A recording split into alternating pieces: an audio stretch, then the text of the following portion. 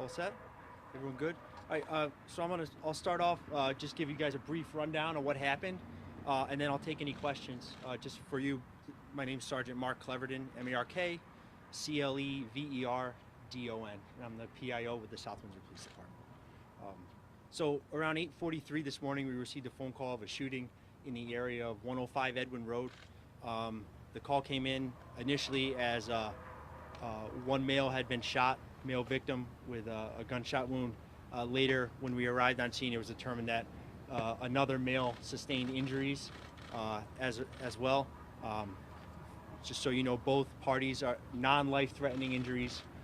Both were transported to Hartford Hospital, so they're currently being evaluated at this time.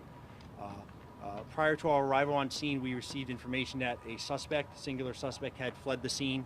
We were given a description of that vehicle and a possible direction of travel.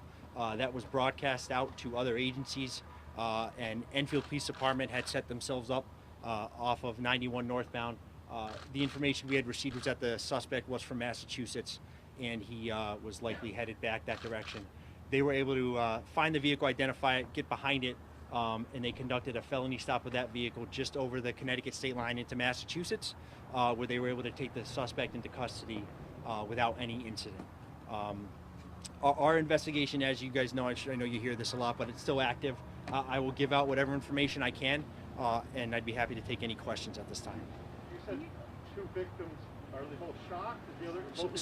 So one victim had a confirmed gunshot wound. The other one, it's possible he got hit with either shrapnel or some fragmentations from the actual individual shooting. Did not appear to be an actual gunshot wound for the second individual. Yes. Correct. Yeah. Well, we'd like to, as of this point right now, the person who was shot was the likely target. It is an isolated incident. It was an isolated incident between two employees, but that information we're still trying to get as much as possible about the relationship, what exactly happened. We're still working on that. So the suspect is an employee?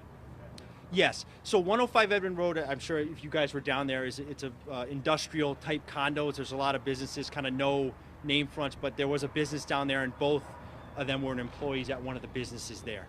Can you tell us which business? Say that again? Which business, please? So it doesn't have an actual name. 105 is the actual physical address. It's a logistical company. I believe they do outsourcing for FedEx and some other trucking companies. So not really active down there, but they're both employed by that agency. And I don't have the name of the actual company. This occurred outside yes. the vehicle, not inside any building? Yes, outside in the parking lot, correct. When he was arrested, this wasn't on 91, he had gotten off? No, we were actually on I-91. He pulled over to the side of the road and thankfully was taken into custody without incident. And, a huge credit to Enfield Police Department. They did an excellent job. Mass State Police as well for listening and paying attention and making sure they brought him to custody. If they didn't kind of take action when they did, he probably would have made it back to Massachusetts, and we would likely still be looking for him, or might have went a different way. So we're very appreciative of that. And just to clarify, Enfield Police is the arresting party there? So the arresting party is the Massachusetts State Police. The actual physical arrest occurred over the state line.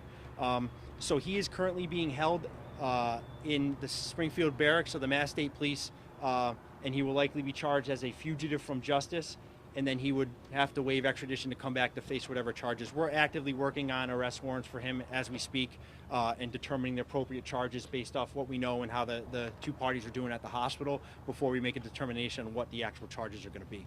Was there a pursuit involved on 91? So I would say no, Mike, and the reason I'm going to say no is because they observed the vehicle, they got behind the vehicle from a safe distance, and then when they were in a good position to have as many officers as possible with them, they chose to stop the vehicle. The vehicle then stopped, and then listened to the commands and the instructions that the officers on scene gave them, and they were able to take him into custody safely. The weapon was also recovered at that time. So any evidence, the vehicle that he took, the weapon, anything else in the car has all been taken to the State Police Barracks in Massachusetts, where our investigators will be working with their investigators to get search warrants and kind of maintain that chain of custody on the evidence, and then we'll go from there. What type of weapon? Did he still have the gun on him? The gun? Yes, it was in the vehicle. Okay. Yes. Yeah. The handgun? It was a handgun. Yes. What was the relationship between the The alleged shooter and the victim? So we're still trying to figure that out. It was, like I said, it wasn't an isolated dispute between them.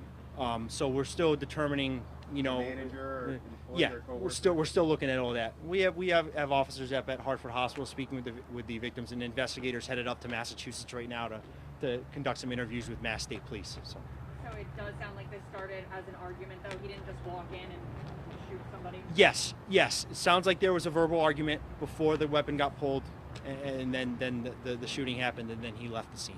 Do you have the suspect's name? I do, but I'm not going to give it out at this time. We're still working on all that. And once I can, as you guys know, I'll get it out in a press release, Facebook and Twitter, and make sure you guys have whatever you need. So. Are you limited to say where the shooting victim was shot? So he was shot in the leg, and there was another bullet wound in his arm. We're still determining number of shots, and if one was maybe a ricochet or and the same bullet struck him twice. But again, non-life-threatening injuries, and the last I heard, it's going to stay that way. So. Are there any businesses in the area that went into lockdown because of this morning? You know, not particularly. It happened very rapidly when we were on scene very quickly.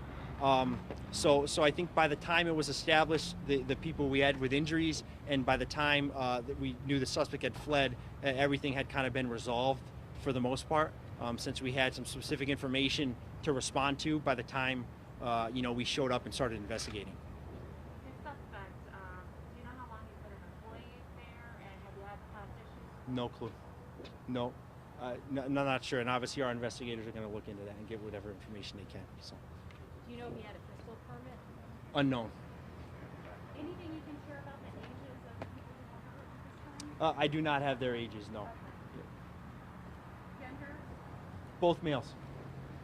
Both males that were hurt and a male that... Yes, yeah, the male suspect and the two males who were injured were also. I believe the call came from one of the victims. Yes. Victim who may not have been the intended target, who might have been hit with Mhm. fragments of a bullet or something, that person, what were the injuries like for that person?